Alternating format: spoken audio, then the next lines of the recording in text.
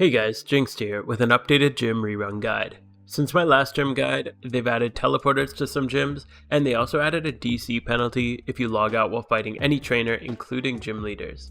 While my previous route didn't abuse logouts too much, there were a couple in it, and the new teleporters allow us to squeeze in a couple of extra gyms. This route will use the same team and setups as my previous guide, but I will go over them again for anyone who hasn't seen that yet. Check out the timestamps in the description below to skip ahead if you're comfortable with the setup. This is the team that I use for the run. Any cheap cottony with the Prankster ability will do the job. Prankster just gives any status move priority, and he's just here to set up the Tailwind, which speeds up our Typhlosion or Blastoise or whoever's coming in for the next few turns. You want to keep it at low level just so it does get one hit. You want to make sure it goes down on turn 1 so that you can bring your Typhlosions or your Blastoise in immediately after that on turn 2. The Torkoal is pretty similar where you just want to keep it low level. This one's here to set up Drought, which will set Sun for our Typhlosions to do extra damage. Make sure he's using a Heat Rock because that'll extend the duration of the Sun just in case something goes wrong with it. The only move he really needs is Explosion, just on the off chance he doesn't get targeted and doesn't get knocked out. Then you can explode and knock himself out and then bring your Typhlosions in on turn 2. For both of these, their IVs don't really matter. The lower the better really, because you want them to get knocked out quick, and especially for Torkoal, you want him to be low speed because when a weather setter comes in, it always sets the faster one first and the slower one second. So you want to make sure your Torkoal is slower than whatever other weather setter there is. I've seen some people who run a level 100 Torkoal so the explosion does extra damage, but this is just going to waste time because the animations while Torkoal takes the hits, that'll just eat up extra time where your Typhlosions could come in and just one hit everything anyway. The two Typhlosions should be a plus special attack nature, with Modest being the most ideal. Milder Rash will work, but I wouldn't recommend going with a minus speed nature. As for IVs, you'll want 31 on special attack and speed. The rest don't really matter, but a little bit of defense doesn't hurt. If you're really new and on a budget, you could probably go with plus 20 or 25 special attack, but I wouldn't really recommend it since there are some gyms that we are rolling a one-hit KO on. With 31 special attack, these gyms are calced at 98% or higher. However, with 25, some of the success rates drop pretty significantly to like 90 or 95%, so I'd recommend trying to get that 31 IV if you can. As for EVs, you're going to want 252 special attack and 252 speed on both of them. For moves, the only move that really matters is Eruption. You're going to need a PP maxes since we're skipping a lot of gym resets, and you're going to be going to multiple gyms with your Typhlosions in a row. If you don't have the Cut HM, you could put Cut on these guys too, because you will need Cut to get into a gym as well. The item you're going to want on both of them is Choice Spec. This is just to boost up their Eruption damage, just to max it out as much as you can. Right now, let's take a look at the Blastoises. The most important thing to watch out for when you're buying a Blastoise is to make sure it has the Water Spout move.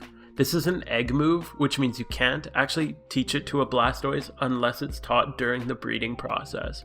So if you buy a Blastoise with the plan to add Water Spout to it later, you can't do that. So make sure you buy the Blastoise with Water Spout or breed it on yourself, but that has to be the first step of your breeding process. Make sure both have Water Spout. Other than that, the build's pretty much the same as the Typhlosions, where you want to run plus special attack nature, Modest being the most ideal, but Milder Rash work as well. But again, don't go quiet because you don't want to go minus speed. As for your IVs, your IV and EV training is actually pretty important with these guys. The defenses don't really matter. Again, some bulk never hurts, but you want 31 special attack on both of them, and you can go 31 speed IV on both, but if you do so, you need to make sure your EVs are trained in a special way. The reason being, you have to have a speed difference in your Blastoises by 1. Notice how one of mine's 255 and the other one's 254. This makes sure that the top one here goes first, and then the slower one goes second. This is important because the first one, the top one here, is my Rain Dancer. So I need him to be a little bit faster so that he sets the rain before my second one does the Water Spout. You can do this either by having a 1 IV difference like I have here, or if you train it, just set the Water Spout user to 248 speed EV, and that will cause his speed to drop by 1, and you can set it up that way if you're both 2 times 31 Blastoises. Make sure your Water Spout user has Choice Specs just to max damage on that Water Spout, and your Rain Dance setter will want Mystic Water just so it gets a little bit of bonus damage on its Water Spout. However, it still can do Rain Dance and then swap into Water Spout. The other moves don't matter at all. However, you could put Surf on to save yourself the ocarina, because we are going to be surfing a very short period in this run. The other two HMs you're going to need for this run that can't be added onto the teams, unfortunately, are going to be teleport and fly. I highly recommend buying these two ocarinas as your first purchases after a trainer rerun and gym rerun team, as they're so convenient and make the game much more enjoyable in my opinion. You can get by on this run with just a fly ocarina if you want to get that first, and then get the teleport one after, but the teleport does save you a lot of time by popping up right inside the PC rather than popping up outside of it and having to run in. Also, if you're wondering how I get through dialogue so quickly, it's because of the strings that I have. I have a guide on the ones that I use and how to install them linked in the description or in the top right corner of the screen right now. Also, when I'm going through attacks, the way I press A so quickly is by holding down the control key and then pressing whatever your A key is bound to. Then so rapidly and repeatedly just press A for you, and it'll make it a lot easier to go through these quickly. Just make sure your tailwind, explosion, eruption, and water spout are all in the first move slot when you're doing this, and don't use it when you're setting up rain, otherwise you might use double water spout instead. Before we get into the run, if you enjoy this video, please make sure to like it. I don't know what it does, but apparently it helps with something in the algorithm. Also consider subscribing, as the number of subscribers I have directly relates to the amount of dopamine in my body. So come on, click it. It'll make me feel really good. What's it feel like? There's a chill. Don't freak out, it passes.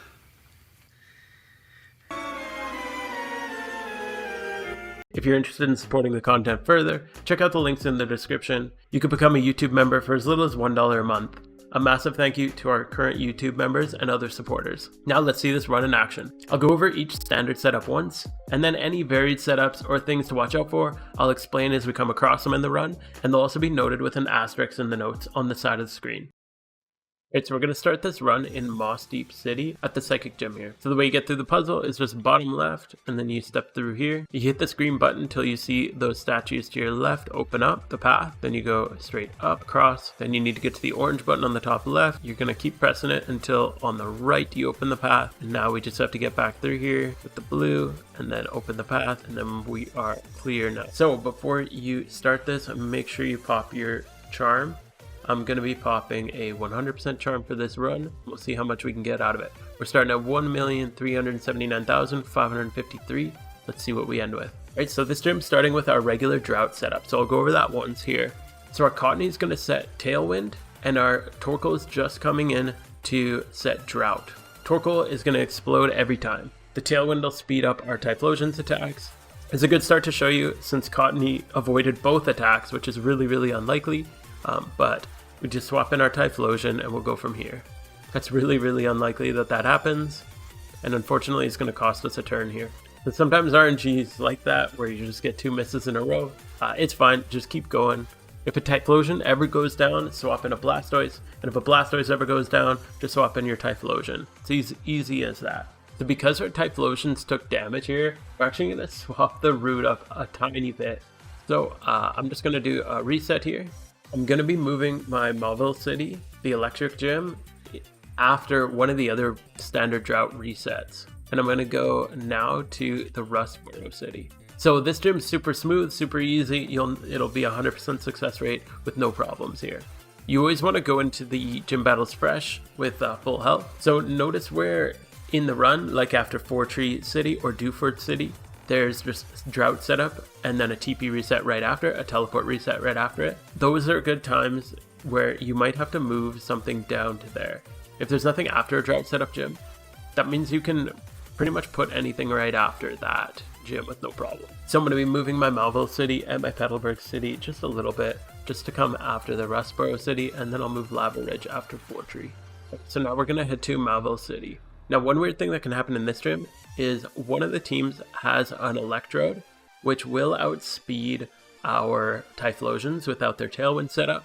It doesn't typically cause any problems, but there is the off chance that it'll use Discharge. The Discharge will hit both Typhlosions and paralyze both of them, and then both actually have the paralyze effect happen to them, in which case you will leave the Electrode alive and it could cause damage the next time. However, the likelihood of the Discharge paralyzing both and then both actually having the paralyze effect take place is very low, less than 1%, but it is something I wanted to note. It's possible here. Alright, another smooth gym. So now we're going to move our Blastoises up. We're going to go to Petalburg City. This one's typically just a rain setup. The only difference is if you see a Spinda at first. So we'll see if we see the Spinda, which we do. So in the other 4 teams that he has, you're just going to do a regular rain setup. However, here we're actually going to water spout through. The reason being the Spinda has a focus ban or a focus sash, so it will survive the hit.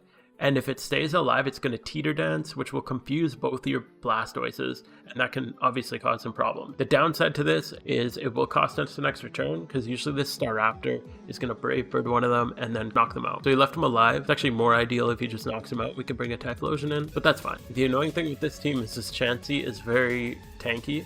However, once you get your other Typhlosion in, the Eruption will take it out. So that turns this one into a 4-turn gym instead of a 3-turn gym. Right, with that, make sure you put your Typhlosions back in the middle position, just so you don't make any mistakes bringing them in. So we're going to hit our teleport here, and now, since we did a slightly different route, we're going to go over to Fortree City now. This is just another standard drought set. There's no problems, nothing to note on this gym. Should just be nice and smooth every time.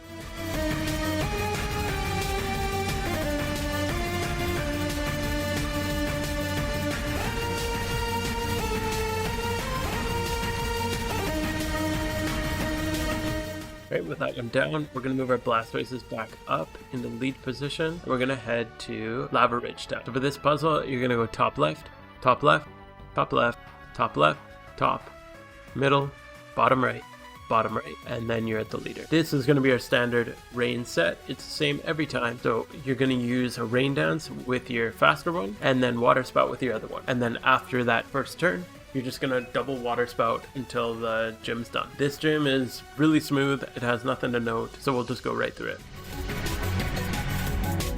Alright, and with that, another one down. Now we're going to teleport reset. Make sure you move your Typhlosions back. And we're just going to hit the fighting gym down in Dewford City. And this is just a drought setup. Nothing to note in this gym. It's a pretty smooth one, so I'll just see you at the end.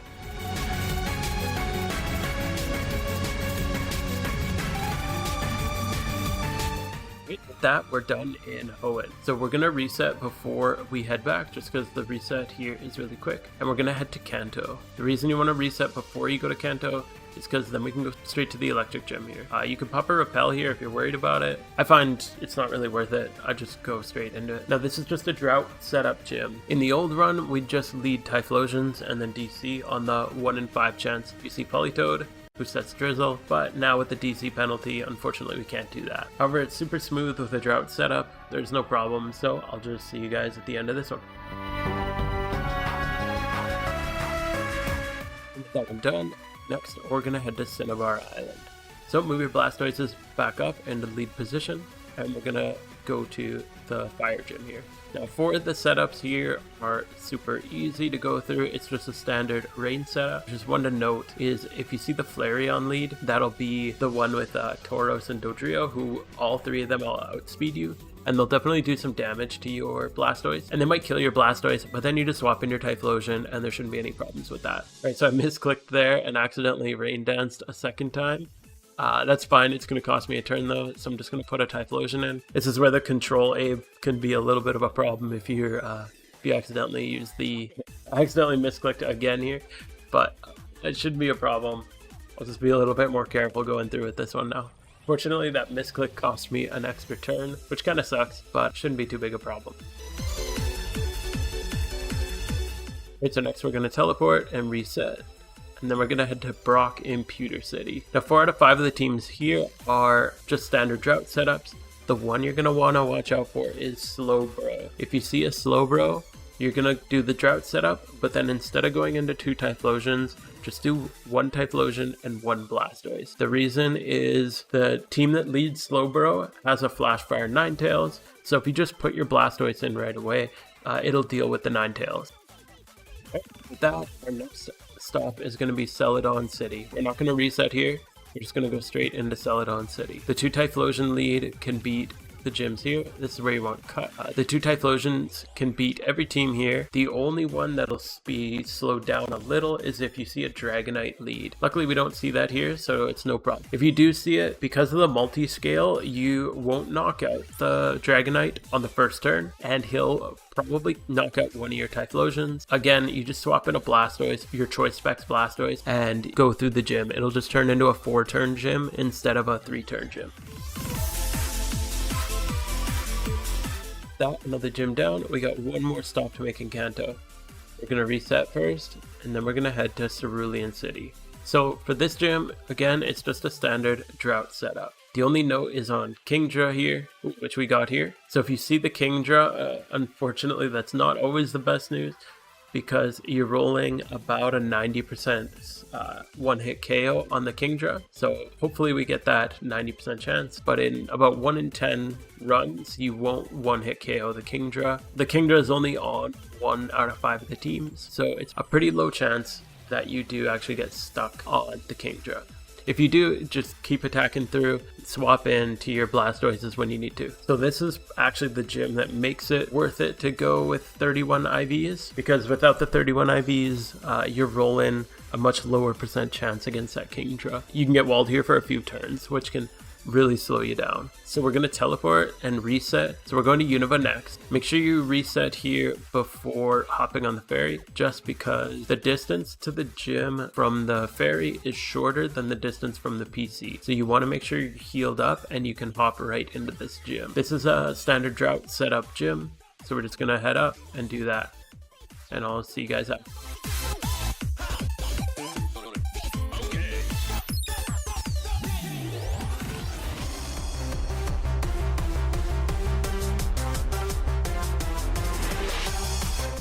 With that one down, the next place we're headed to is Icarus City for the Ice Gym. This is a new one in the run. Because of the teleporter, we can bypass the puzzle. So with this one, we're just going to lead Typhlosions, and we don't need Tailwind for it. One thing to note is a couple of the Pokemon here do have Snow Cloak, which gives you a chance at missing them. So if you come across the Snow Cloak Pokemon and happen to miss with both of your Typhlosions, then it might cost you an extra turn. Just like we saw there with the Mamoswine, you shouldn't get stuck there unless both of your Typhlosions happen to miss the attack. Alright, another one down. Next we're going to teleport, reset, and head to Striation City. Now here we're going to take out all 3 gyms. We're going to start with the water gym and do a standard drought setup. There's nothing to note here. It's a really straightforward gym. It's regular drought setup and you'll sweep it.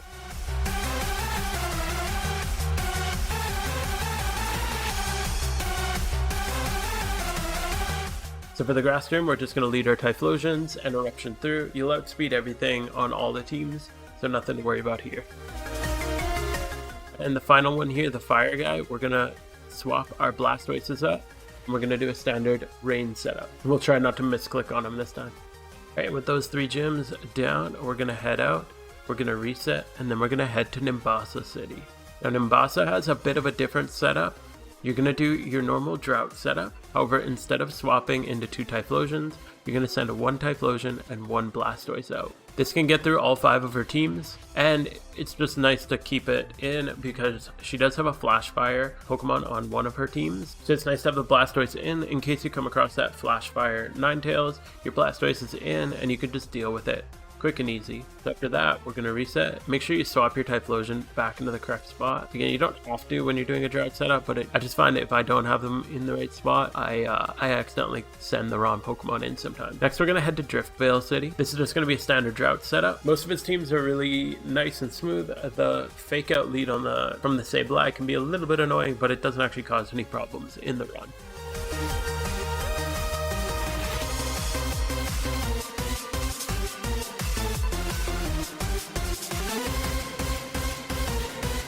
That done, we got one more gym in Unova. We're gonna reset. We're gonna head to Opelucid City. The Dragon Gym here is just a standard drought setup. Nothing weird. It's a really consistent gym, so no problems here, nothing to note. So I'll see you right after.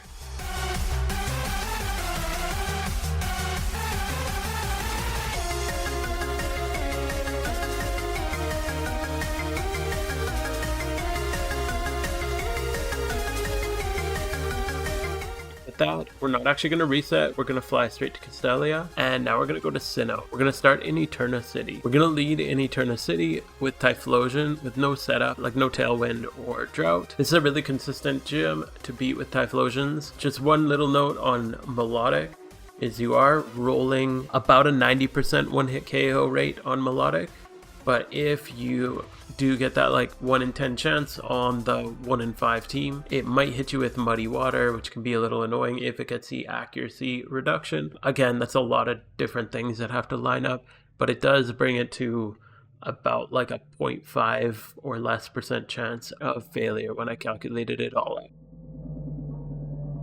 Alright, with that one down, we're gonna teleport, reset. That takes us to Pastoria City, which is actually the next gym we're gonna go against, so we can just bike straight down, hit the teleporter, and take on the water gym with our drought setup.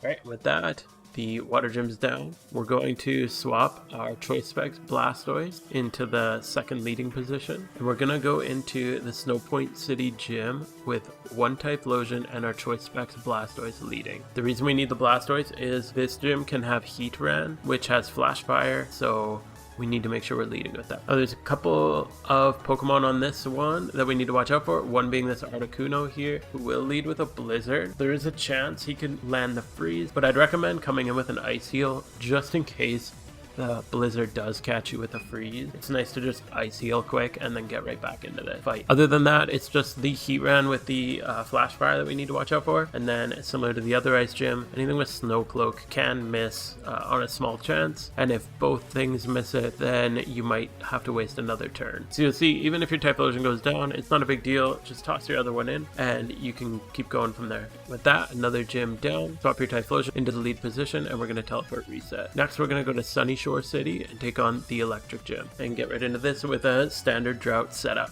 There hasn't been any problems with this gym, nothing to note, so we'll just see you right after.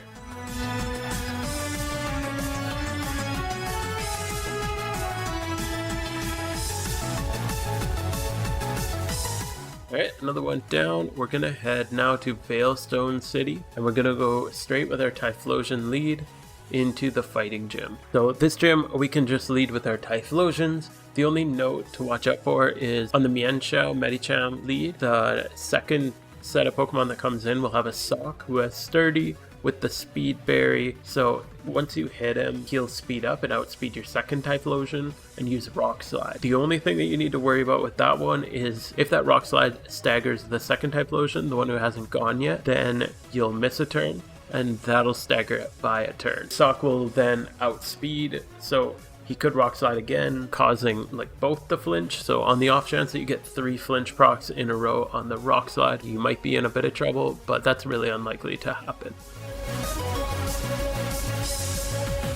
With that one down, we're done in Sinnoh. So we're going to reset, just because the Sinnoh reset is slightly faster than Johto, which we're headed to next. So we're going to head straight to Violet City, and we're going to use our drought setup going into the flying gym here.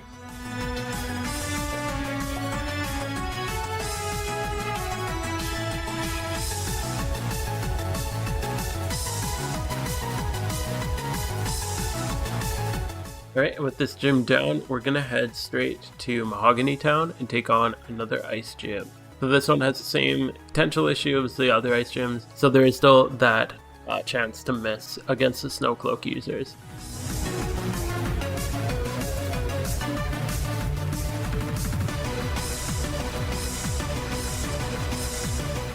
That one down, we're going to swap our Blastoises to lead and head to Goldenrod City. For Goldenrod, we're just going to lead a standard rain setup. There's actually a teleporter here now, which is really nice. There's one note on this: if you see the Minccino lead, don't bother with the rain setup, since he's going to take out one of your Blastoises. Just start water spouting. But on all the other ones, you can just set up a rain and water spout after that.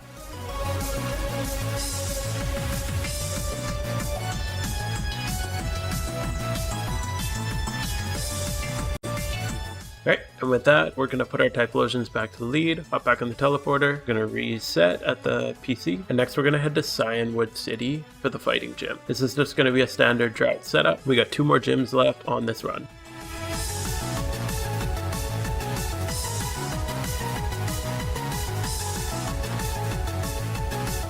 Right, put that gym down. We have 1 left. We're going to go to Ekritique City. We're not going to use any setup. We're just going to throw our Typhlosions at this one. There's a teleporter here now, which is really nice. And then we go straight into this one. Now, this one's pretty consistent. The only thing is there's Gengars here who have Cursed Body. So you'll see this. So we'll see. Hopefully we don't get unlucky here. Some of them have Focus Sashes. So if you hit a Gengar with a Focus Sash and it Cursed Bodies both of your Typhlosions, that can cause some problems in the run. But it's pretty unlikely it'll hit both of them. I'm going to swap into Blastoise here since mine did get Cursed Body, just so I can actually swap back into my Typhlosion, because I don't want to get stuck with struggling Typhlosion against the Water Absorb Jellicent. We got 40 seconds left on our timer. I think we're going to get this just in time.